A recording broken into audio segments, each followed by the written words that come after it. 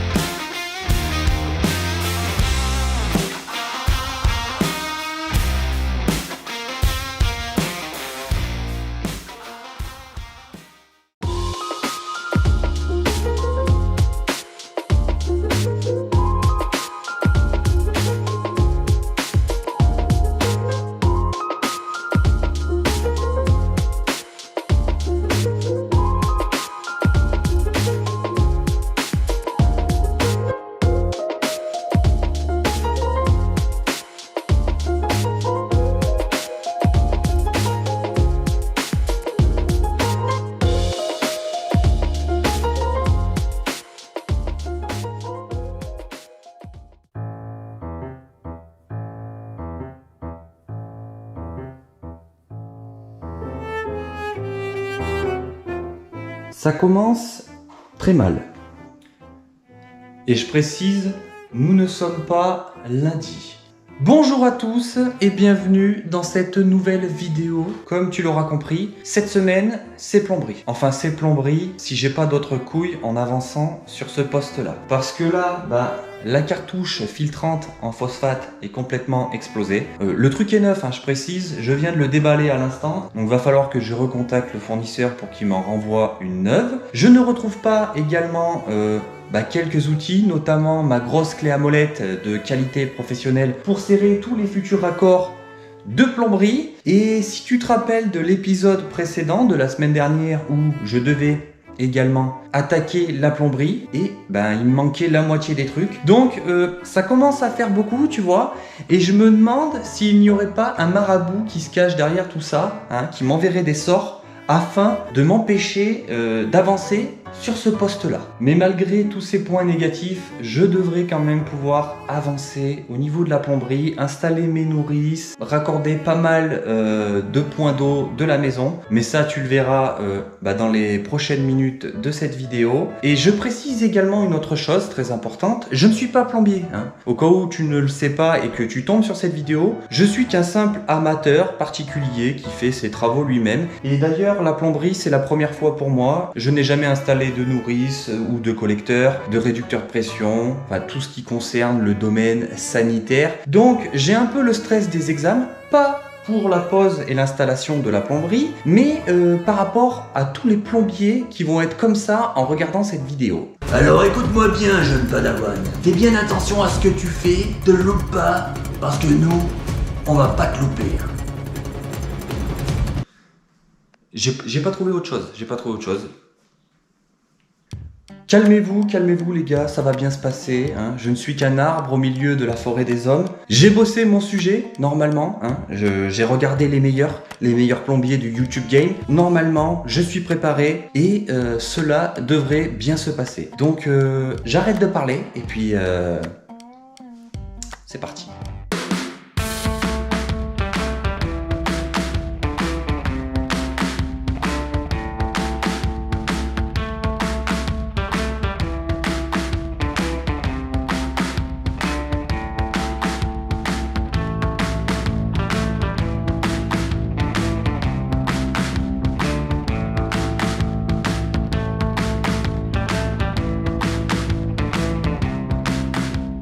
Ma nourrice ou mon collecteur d'eau chaude est fixé. La nourrice d'eau froide, je ne vais pas l'installer pour l'instant. Comme ça, je vais pouvoir passer tous mes tuyaux d'eau chaude avec aisance et facilité. La nourrice d'eau chaude, si tu veux faire les choses correctement, tu dois la placer au-dessus de celle d'eau froide. Généralement, tu as moins d'arrivée d'eau sur celle d'eau chaude parce que tu as beaucoup plus de points d'eau en eau froide dans une maison par rapport au robinet extérieur ou par rapport aux machines à laver, lave-vaisselle, tu vois, tu as beaucoup plus de points d'eau froide. Ici, le support de nourrice fait en sorte que ma nourrice d'eau froide est beaucoup plus avancée par rapport à celle d'eau chaude. Donc c'est pour ça que je peux d'abord mettre tous mes tuyaux d'eau chaude et quand je vais installer ma nourrice d'eau froide, sachant qu'elle va être légèrement plus avancée, les tuyaux d'eau froide et d'eau chaude ne vont pas se toucher et tout sera bien nickel. Tu n'es pas obligé d'installer tes nourrices en position horizontale. Donc là, moi, position horizontale, arrivée de mes tuyaux à la verticale. Tu peux très bien poser ta nourrice à la verticale et faire arriver tes tuyaux à l'horizontale. Ça, c'est suivant ton chantier et comment arrivent tes tuyaux. Ne te complique pas la vie. Si tu ne peux pas la positionner à l'horizontale et que tous tes tuyaux, ça va les tordre, ça va les croiser, ça va faire dégueulasse, tu ne te prends pas la tête, tu la poses à la verticale. Avant de sertir tes raccords et de faire quoi que ce soit d'autre, il faut recalibrer le tuyau et les bavurer pour qu'il soit vraiment nickel. Donc moi, j'utilise ça, tu vois, cette partie-là rentre dans le tuyau et sert à le recalibrer.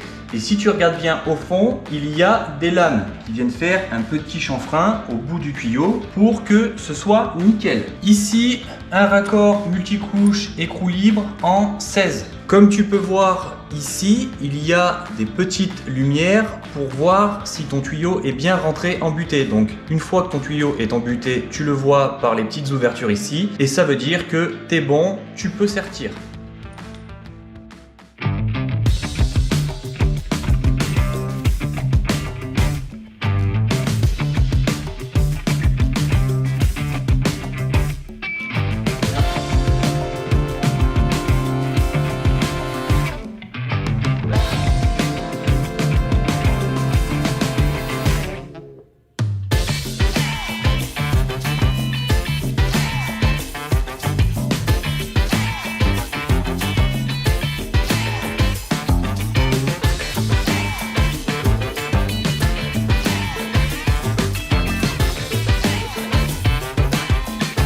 Eau chaude, cuisine, baignoire et douche. Chaque point d'eau de la maison est indépendant. L'avantage, c'est que si jamais j'ai une fuite au niveau du mitigeur de la douche, j'ai simplement à fermer ma vanne ici et j'aurai toujours de l'eau au niveau de la baignoire. Même si ça fait passer plus de tuyaux, au moins tu es tranquille par la suite. Pour sertir tout ça, j'utilise cette pince manuelle qui doit coûter entre 80 et 100 euros, il me semble. De toute façon, tout l'outillage et tout le matos pour la plomberie, j'essaierai de te mettre tout ça en description. Ici, on est sur des raccords en profil TH et ça, c'est une chose très importante. Si tu comptes faire ta plomberie toi-même en multicouche et qu'admettons, tu aies déjà acheté tout le matos, tous les raccords et que c'est un ami qui te prête la pince ou la sertisseuse, vérifie bien le profilé des mâchoires. Il doit correspondre par rapport au raccord. Une autre chose qui me paraît logique, mais je précise quand même également, arrivée de la cuisine en 16, j'ai mis les mâchoires en diamètre 16 pour sertir. Baignoire et douche diamètre 20, j'ai remplacé les mâchoires par les 20. Du coup, là, au niveau de ma nourrice d'eau chaude, il me manque simplement à raccorder les arrivées du vasque ici présentes. Et là, je sais ce que tu es en train de te dire. Il serait pas un peu trop court là, les tuyaux?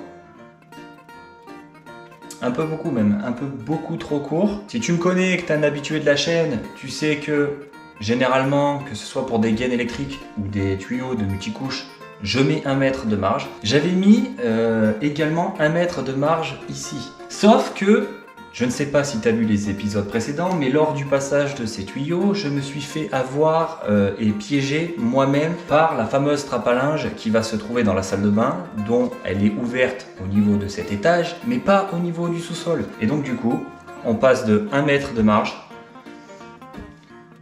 à 15 cm trop court. Donc il a fallu prendre une décision, soit racheter une couronne de 25 mètres, repasser les tuyaux, et donc du coup, faire du gaspillage et perdre notamment de l'argent, ou alors faire un truc que je n'aime pas du tout faire parce que pour moi ça fait bricolage amateur, couper les tuyaux et raccorder avec un raccord de 16 pour les rallonger. J'ai pris cette décision. Je pouvais également fixer mes nourrices beaucoup plus bas, sauf que au niveau de mes tuyaux ici, ça aurait fait dégueulasse, j'aurais dû passer tout ça en travers. Et quand t'es maniaque comme moi, il faut que tes tuyaux soient alignés, parallèles, de niveau, sinon les nuits sont compliquées. Donc j'ai pris cette décision. Je sais, je t'ai pas habitué à ça, je m'excuse, mais je vais être obligé de mettre un raccord ici, simplement pour allonger le tuyau de 20 cm. Mais il n'y a aucun raccord dans les doublages dans cette installation de plomberie. Même si les raccords de multicouches, c'est censé à 99% ne jamais fuir, moi j'ai fait le choix de ne pas mettre de raccord dans les doublages. Et ici, de toute manière, j'aurai toujours accès parce qu'il va y avoir un coffrage avec une trappe pour accéder à toutes les nourrices et cacher ça. Et là tu te dis, mais en fait, pourquoi aligner les tuyaux si on va être caché? Cherche pas, c'est trop compliqué.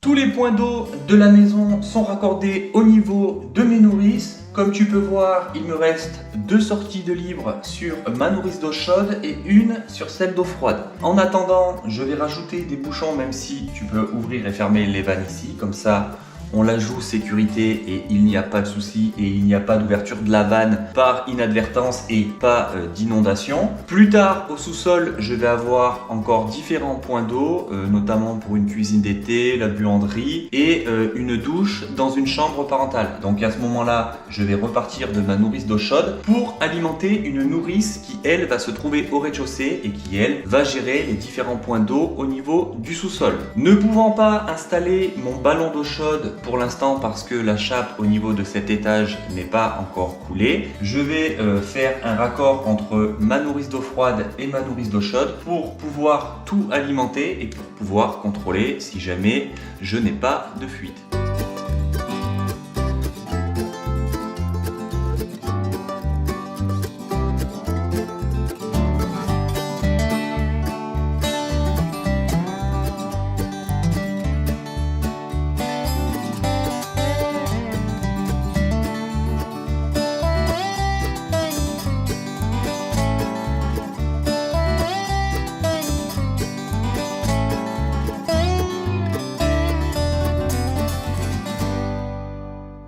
Je t'expliquerai un peu plus tard pourquoi j'installe des vannes un peu partout. Tu vas comprendre, c'est très simple, c'est pour une question de facilité. Pour faire mon étanchéité entre mes vannes et mes différents raccords, j'utilise du nylon. Tu peux très bien utiliser de la filasse avec de la pâte.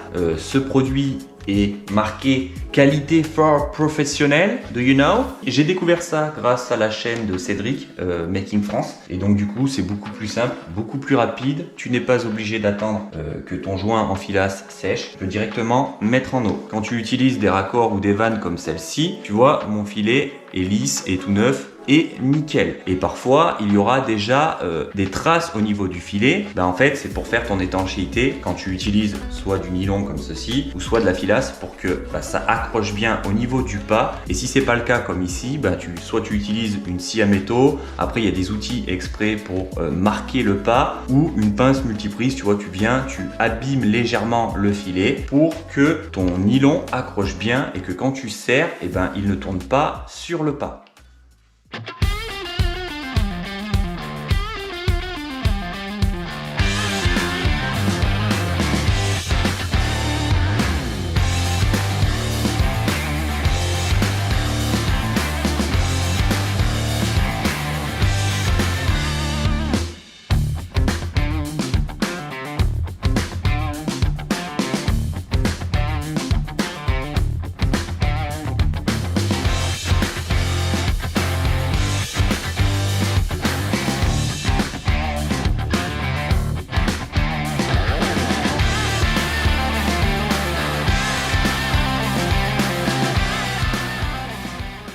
Mon système de filtration est installé, donc en gros anti-tartre, anti-corrosion, anti-impureté. Je préfère installer ça pour filtrer un minimum mon eau, parce que parfois quand le service des eaux intervient dans ta rue, tu peux avoir de la merde qui arrive dans ton installation et ta machine à laver, la vaisselle, tout ça, ça ne va pas trop aimer. Système bypass, donc quand je mets ma vanne dans cette position, l'eau passe par le cuivre ici et ne passe plus par les filtres et continue d'alimenter le reste de l'installation. Comme ça, ça te permet de remplacer tes filtres sans fermer l'eau au général, donc ça c'est cool. Et quand je mets ma vanne dans la position horizontale, l'eau passe, est filtrée et peut alimenter mes nourrices. Ma liaison entre mes filtres et ma nourrice d'eau froide est en multicouche de 20, ce n'était pas prévu. Moi, de mon compteur jusqu'à ma nourrice d'eau froide, je veux que ce soit en 26. Donc il me manquait 2 raccords. Une fois que je les aurai reçus, je vais remplacer le 20 ici par du 26. Et en bas, comme tu peux voir, ça c'est l'alimentation générale en 26, passée en une seule fois sans aucun raccord. Donc ça part du compteur et ça arrive jusqu'ici. Si tu as déjà travaillé le multicouche de 26, tu sais à quel point c'est raide, donc le passer en une seule fois a été assez compliqué. Pour faire tous mes angles, j'ai utilisé ma cintreuse Wiltech, tu la retrouveras en description. Franchement ça m'a étonné parce que quand je te dis que le 26 c'est raide, c'est que c'est vraiment raide. Et elle n'a pas bronché, elle a cintré le 26 d'une façon professionnelle. Donc nickel, un très bon investissement pour pas très cher, une centaine d'euros. Donc franchement ça va, hein, on n'est pas sur 400 ou 500 euros la cintreuse. Mon installation est bientôt terminée, mais il reste un élément important à installer et on va voir ça maintenant.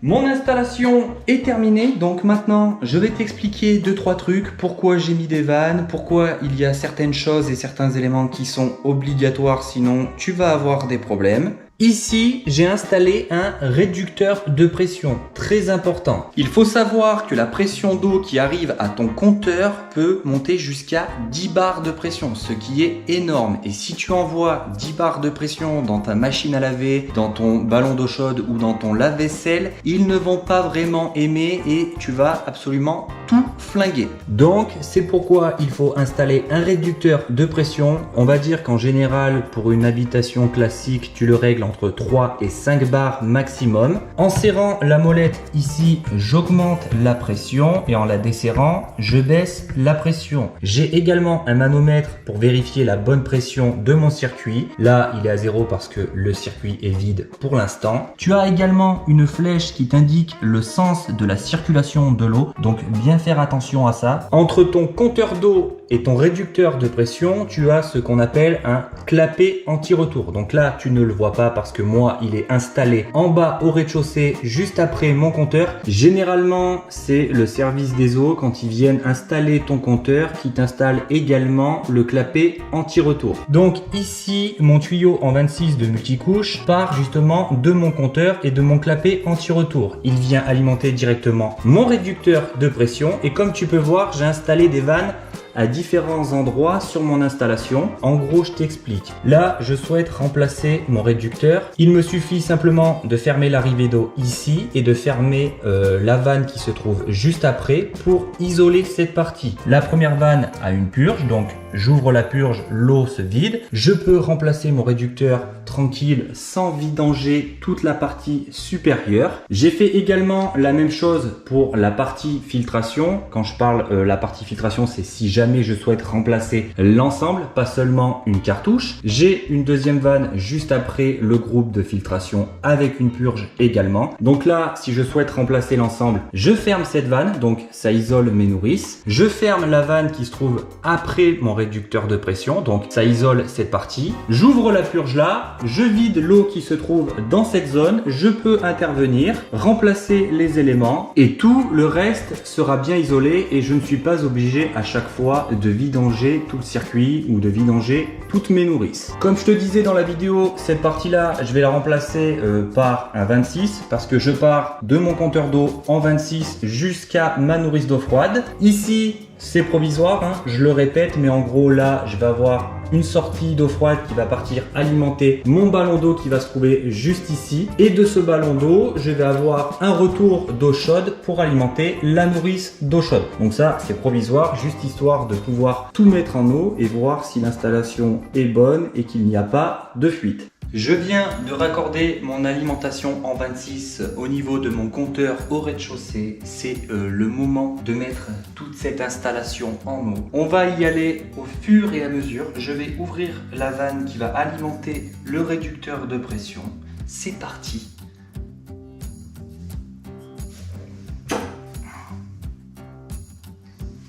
Maintenant, je vais ouvrir la vanne après le réducteur de pression.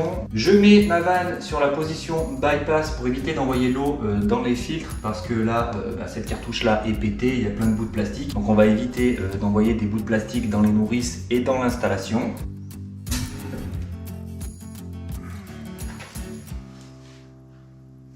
Ok. Avant d'ouvrir cette vanne, bien vérifier qu'il n'y ait pas une vanne au niveau de la nourrice d'ouverte parce que là, mes points d'eau, cuisine, douche, comme tu peux voir derrière, rien n'est raccordé, il n'y a pas de bouchon. Donc si j'envoie de l'eau, ça va pas être top.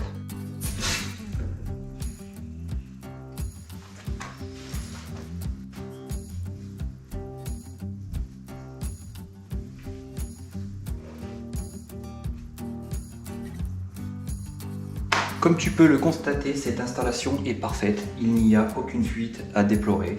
C'est parfait, c'est nickel. Mesdames, messieurs, la plomberie est terminée. Enfin, le plus gros de la plomberie. Il reste encore le ballon d'eau chaude à installer, mais ça, je peux pas le faire maintenant. Je le ferai plus tard, une fois que la chape de cet étage sera coulée et que le sol du cellier sera posé. Je suis assez content de mon travail. Je trouve que c'est assez propre, aucune fuite.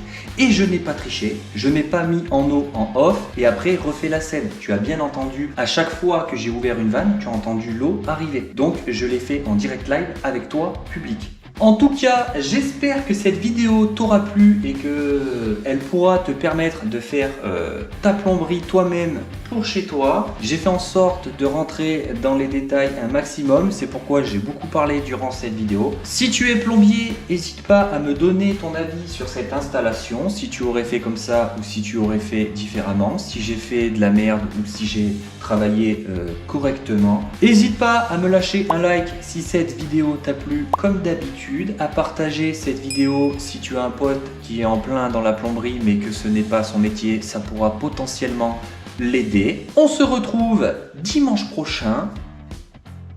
Ciao! J'aurais dû marquer sur ce tuyau là, abonne-toi. Oui, abonne-toi. Allez.